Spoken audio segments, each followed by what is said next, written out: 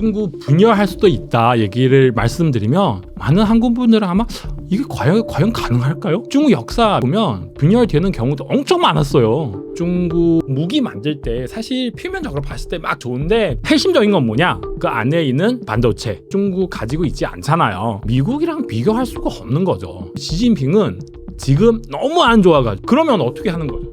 큰 거 한번 하는 거죠. 이거를 통해서 나의 파워 다시 가지고 올 수 있지 않을까?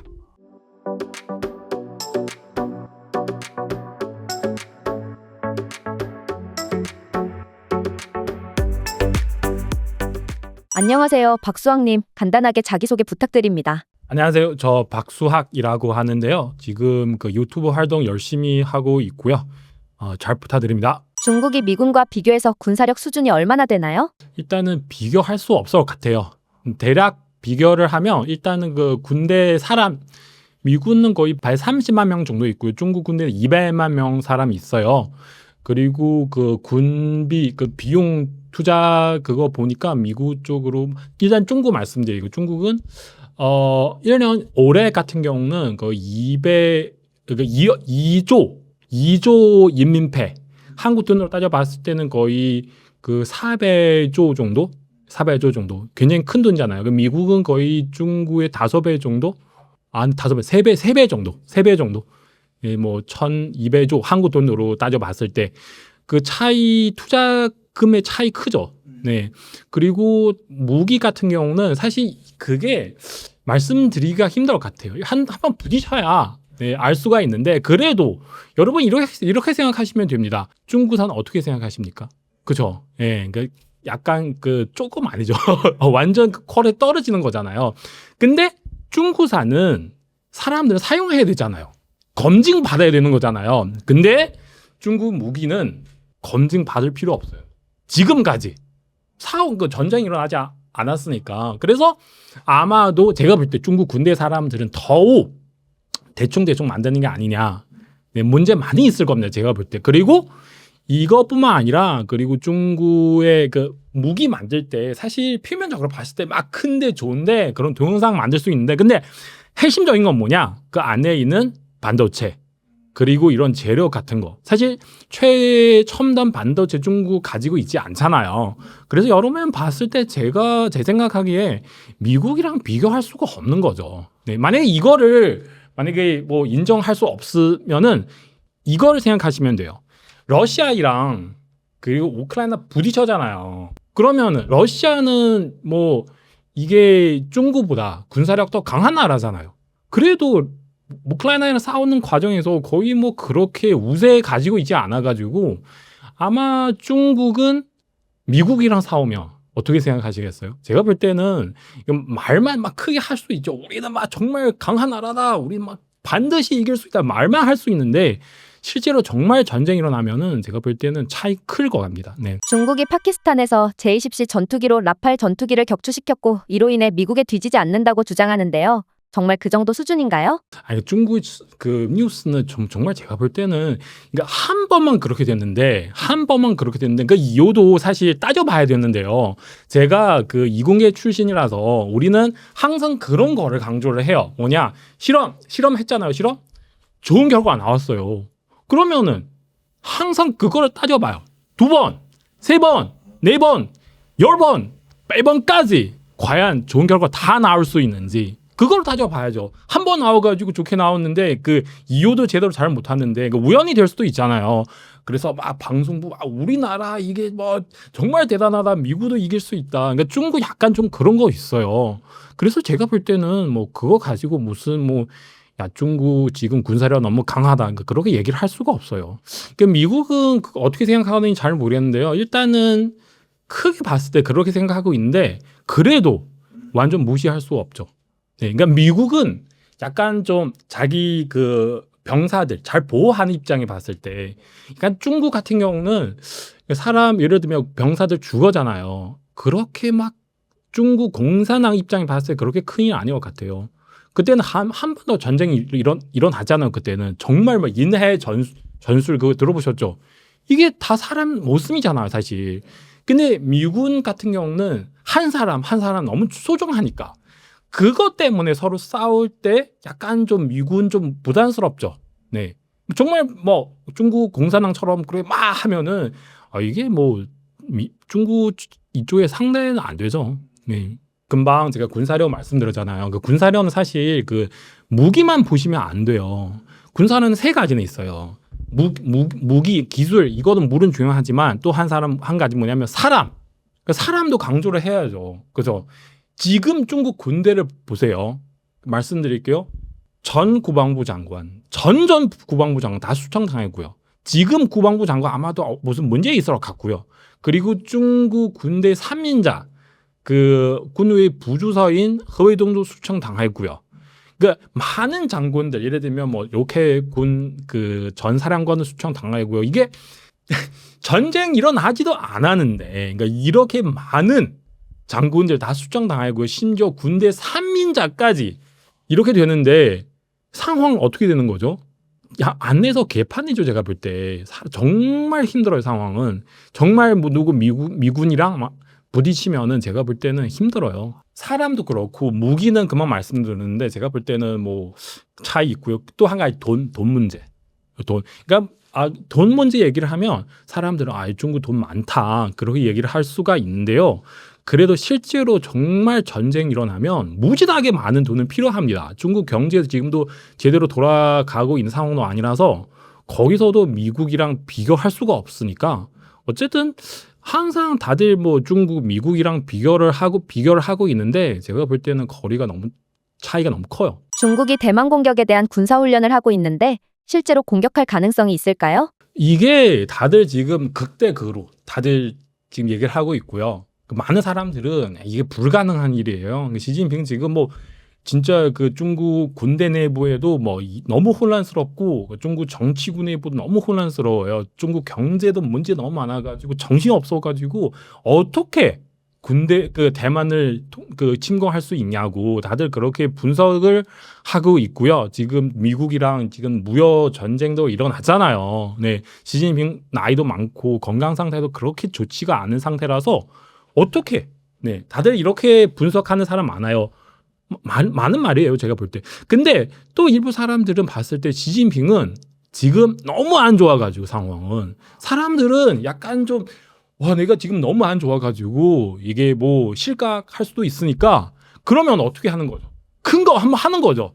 막 한번 건드려가지고 아마도 이거를 통해서 나의 파워 다시 가지고 올 수 있지 않을까. 네, 그렇게 아마 생각할 수도 있고요. 만약에 정말 그렇게 하게 되면 과연 자기 파워를 다시 가지고 올 수 있지 않을까.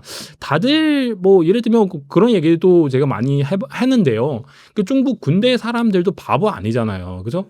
뭐 대만이랑 부딪히는 거랑 거의 미군이랑 부딪히는 거 똑같아요. 네. 그래서 그렇게 되면은 뭐 정말 죽을 수도 있잖아요. 그런 장군들, 병사들.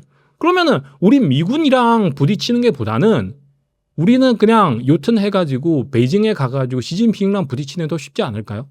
훨씬 더 쉽잖아요. 여기는 막 미국은 막 엄청 강한 미국이잖아요. 여기는 시진핑 한 사람. 어차피 시진핑 주변 사람들도 대만 침공하고 싶지 않아요. 시진핑 스스로 그렇게 하고 싶은데 그래서 그렇게 되면 시진핑한테 정말 위험한 일이에요. 그래서 대부분 사람들은 이거 힘들다. 네, 근데 글쎄요. 그 독재자는 이게 뭐 과연 어떤 행동을 할 수 있는지 일반 사람들은 예측할 수가 없기 때문에 제가 뭐 꼭 어떻게 되는 거다. 꼭 어떻게 될 수 없다. 그렇게 말씀드리기 힘들 것 같고요. 네. 과거 여러 전쟁의 상륙전을 보면 공격하는 입장에서 성공 가능성이 현저히 낮은데 중국과 대만 전쟁도 그렇게 될 가능성이 있을까요? 엄청 힘들어요. 일단은 만약에 중국은 대만 침공하면 일단은 미사일 막 많이 쏴는 거죠. 막 쏴가지고 그래서 하겠죠. 근데 그게 대만 사람들은 정말 보면은 이제 대만 사람 많이 알고 있거든요. 그 사람들은 만나면 되게 친절해요. 막 친절하는데 근데 정말로 무슨 일을 하면 그 사람들 만만치가 않아요. 정말 대단한 사람들이에요. 생각해보세요. TSMC 아시잖아요. TSMC 삼성은 얼마나 대단한 회사인데 한국 사람들은 얼마나 강한 사람인데 그래서 TSMC 부딪혔을 때 그 TSMC 지금 거의 1.6나노까지 가고 있어요.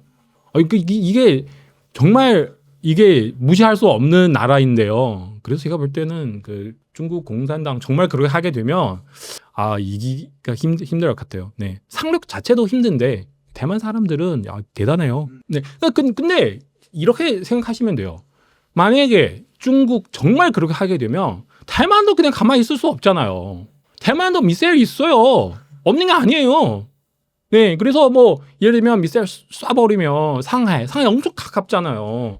베이징도 갈 수 있고 그리고 이게 진짜 어떻게 일어날 수 있는지 누구도 예측을 못하죠. 네, 그리고 대만도 금방 말씀드렸는데요. 대만 반도체 가지고 있잖아요. 파운드리. 그리고 미국 예를 들면 뭐 엔비디아, AMD, 뭐 애플, 퀄컴, 심지어 뭐 아마존, 오픈 AI, 마이크로소프트 뭐 이런 모든 회사 다 거의 지금 대만 반도체 기다리고 있는데 미국도 가만히 있을 수가 없죠. 이게 대만은 절대로 우크라이나랑 비교하면 안 돼요. 우크라이나보다 대만 미국에게 훨씬 더 중요한 나라입니다. 그래서 그렇게 붙게 되면은 이게 정말 제가 볼 때는 그래서 항상 그 시진핑 왜 군대 사람이랑 그렇게 모순이 심한지 그 이유는 바로 이거예요. 밑에 사람 다 알아요. 대만 건드리면 안 된다. 근데 시진핑 내가 황제다, 통일을 해야 되겠다, 막 그렇게 강조를 하니까 그렇게 되는 거죠. 네. 중국 분열할 수도 있다 얘기를 말씀드리면 많은 한국 분들은 아마 이게 과연 가능할까요? 이게 그렇게 될 수 있어요? 다들 이렇게 질문을 하실 수도 있는데 중국 역사 몇 천년 역사 보면 분열되는 경우도 엄청 많았어요. 역사를 보면 다 아실 겁니다. 춘추 전국 시대는 그때 중국은 거의 지금 유럽이랑 비슷비슷해요. 나라 엄청 많이 있었거든요. 그래서 뭐 가능성은 있겠죠.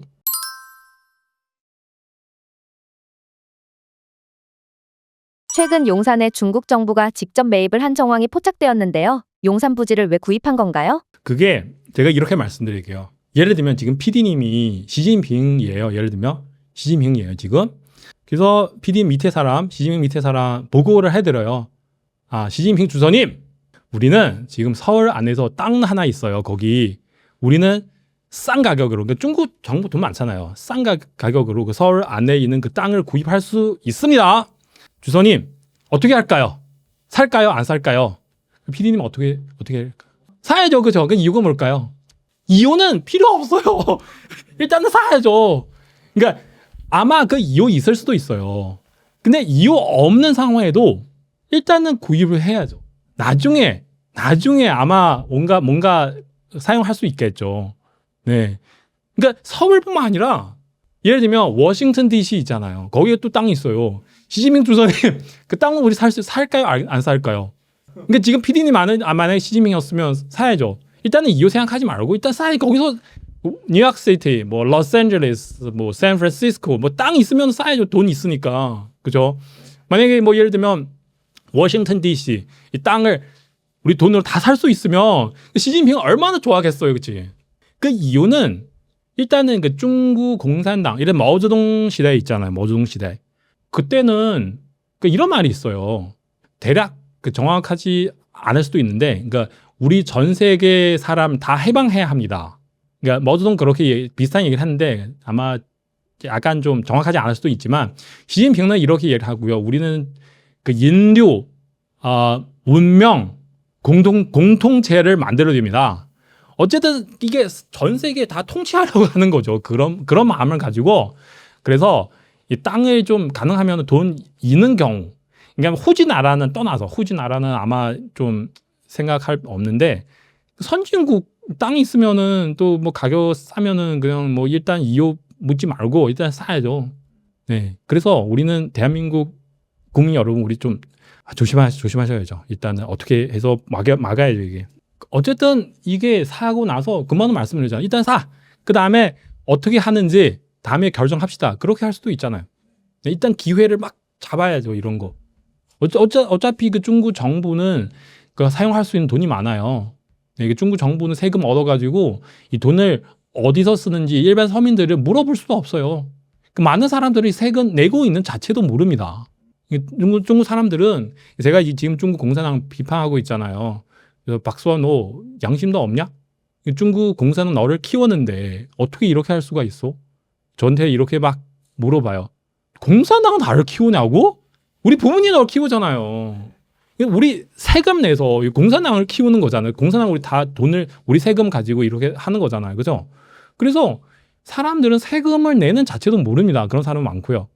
그래서 중국 정부는 세금 걷어가지고 엄청 많은 일을 할 수 있죠. 외국인이 보유한 국내 주택이 처음으로 10만 가구를 돌파했습니다. 전체 가운데 약 56%가 중국인 소유인 것으로 나타났는데요. 중국이 한국 땅을 점령할 기세로 사들이고 있는데 왜 그런 건가요? 이유는 금방 중국 정부 입장에 봤을 때 그렇게 말씀드렸는데, 그러니까 중국 서민들 한국에 와가지고 부동산을 구입을 하거나 아니면 땅을 구입을 하거나 이게 이유는 다양해요.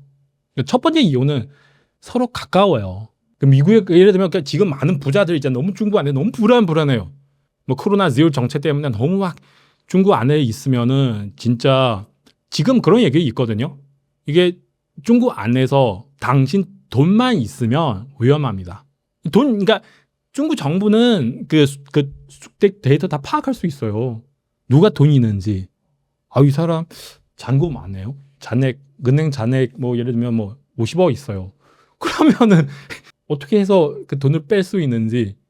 중국 정부는 공산당 그렇게 할 수가 있어요. 그래서 부자들 너무 불안하잖아요. 나가야 돼요. 우리 나가야 돼요.